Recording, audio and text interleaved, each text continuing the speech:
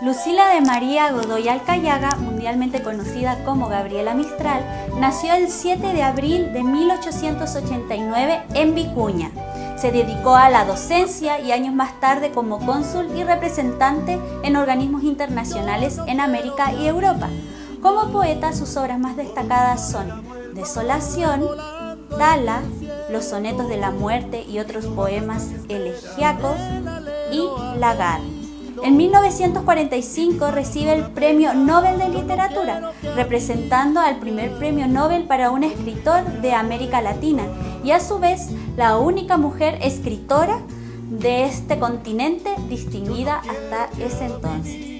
El 10 de enero de 1957 fallece en Nueva York. Manuel Rodríguez Yerdoíza fue un patriota chileno que realizó innumerables acciones en diferentes cargos para lograr la independencia de Chile, como abogado político y con el grado militar de coronel, siendo reconocido como uno de los padres de la patria. En el periodo de la Reconquista Española fue guerrillero, espía y la principal figura de la resistencia independentista de Chile.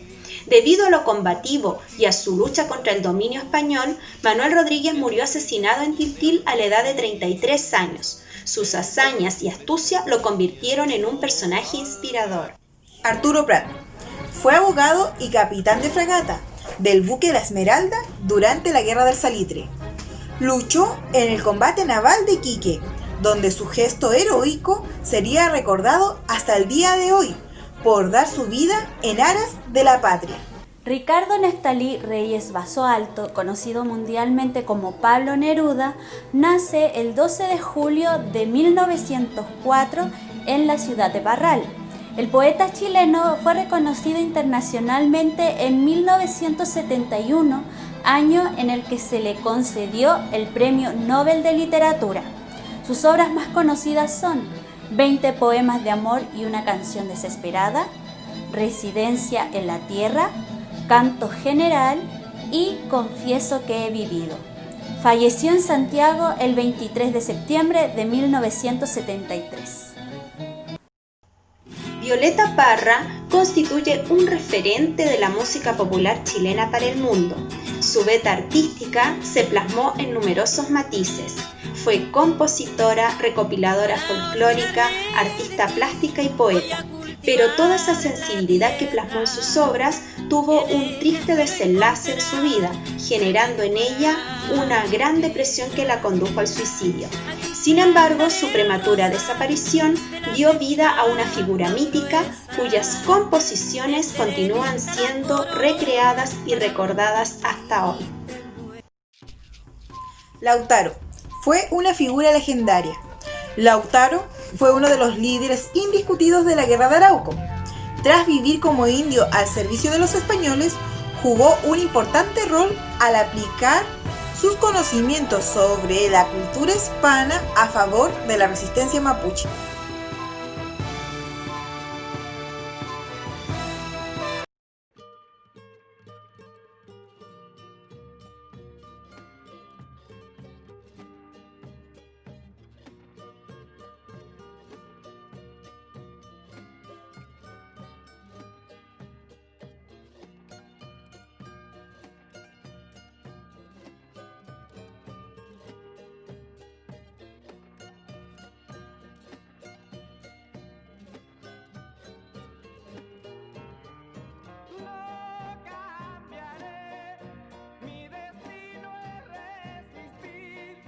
Hola mis niños y niñas, bienvenidos a una nueva clase de Historia, Geografía y Ciencias Sociales. En esta clase continuaremos estudiando los pueblos originarios, pero antes de empezar a estudiarlos, primero debemos pensar, detenernos, respirar. ¿Por qué? Porque es necesario que reflexionemos antes de empezar con esta clase. ¿Cuáles son nuestras necesidades básicas? ¿Cómo podemos hacerlos para satisfacerlas? ¿Qué haríamos si no encontramos los recursos para satisfacerlas? ¿Se imaginan ustedes cómo sería nuestra vida sin los medios para satisfacer estas necesidades? ¿Podríamos vivir? Bueno, estas fueron las preguntas que debieron responder los pueblos originarios de nuestro continente, buscando la forma para poder sobrevivir en el territorio. Es así como ellos se adaptan al territorio en donde estaban y crean una cultura. Es por esto que lo que estudiaremos hoy es cómo influyó el paisaje en su cultura.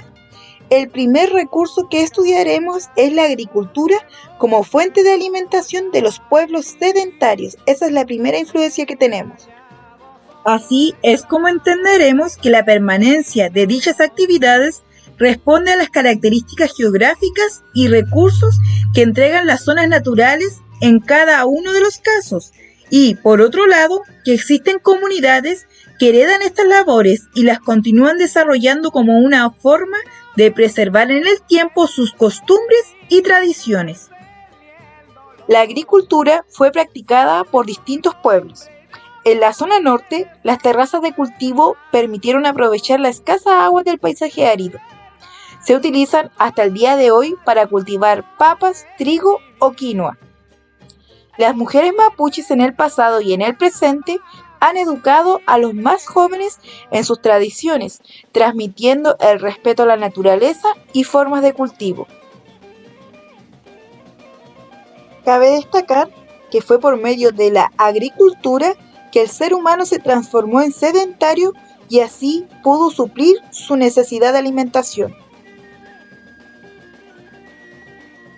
En los pueblos nómades, el paisaje los llevó a practicar la recolección y la caza, a diferencia de los pueblos sedentarios. Persiguiendo las manadas, idearon diversas formas para cazar a los animales y recolectar los frutos que estaban a disposición en la tierra. El paisaje también llevó a los pueblos sedentarios a que practicaran la ganadería y la pesca como fuentes de recursos, dependiendo del territorio en donde se encontraran. La ganadería fue practicada por los pueblos del altiplano. De la llama, guanaco y alpaca obtenían lana para sus tejidos y alimentación.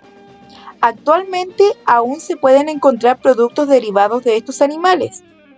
El pueblo chango utiliza el cuero del lobo marino para sus balsas y huesos para arpones y anzuelos. Actualmente, la pesca sigue siendo un recurso importante, pero se utilizan herramientas más modernas.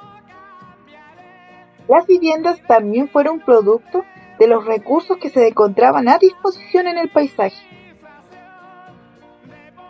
Nuevamente te invito a pensar, ¿qué significado podría tener el fogón para la familia mapuche? ¿Cómo imaginas la vida al interior de una ruca? ¿Cómo piensas que se distribuían los espacios en su interior? ¿Piensas que se parecen a nuestras casas? ¿Y en qué aspectos se podrían parecer a nuestras casas? Es muy importante que reflexiones en esto, ya que nuestros pueblos originarios tenían necesidades, al igual que nosotros, de abrigo y protección. La huta es una vivienda aymara, construida con piedras, barro y paja, que hasta el día de hoy mantiene su estructura en general. La ruca es la vivienda mapuche. Los espacios interiores de la casa se organizaban alrededor de un fogón, representando el movimiento del sol.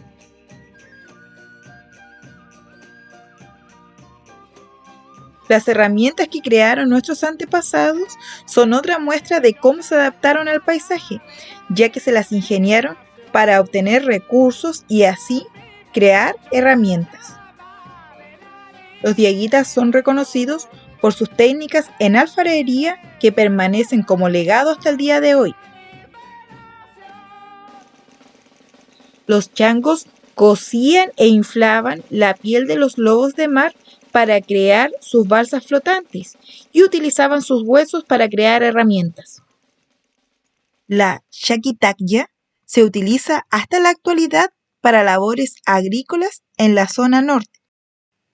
Aquí puedes ver algunas de las herramientas del pueblo aymara. Aquí puedes ver algunas herramientas del pueblo mapuche. Y aquí puedes ver algunas herramientas del pueblo selknam. Por último, el paisaje también influyó en la vestimenta que estos pueblos adoptaron. El pueblo aymara trabajó la tela, ya que como practicaban la ganadería podían obtener la materia prima de los animales, pero debían vestirse muy abrigaditos porque estaban en el altiplano.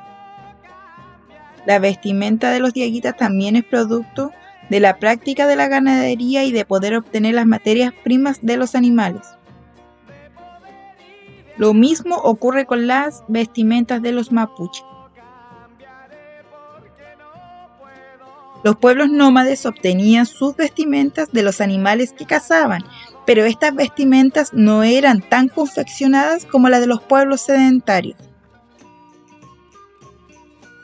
Esta ha sido la clase de hoy. Si tienes alguna duda o alguna información no te quedó clara, puedes revisar el texto de estudio entre las páginas 68 y 71. También dejaré anexado este video, un video muy entretenido creado por el Consejo Nacional de Televisión llamado Cuéntame un cuento. El capítulo se llama La leyenda del matriarcado.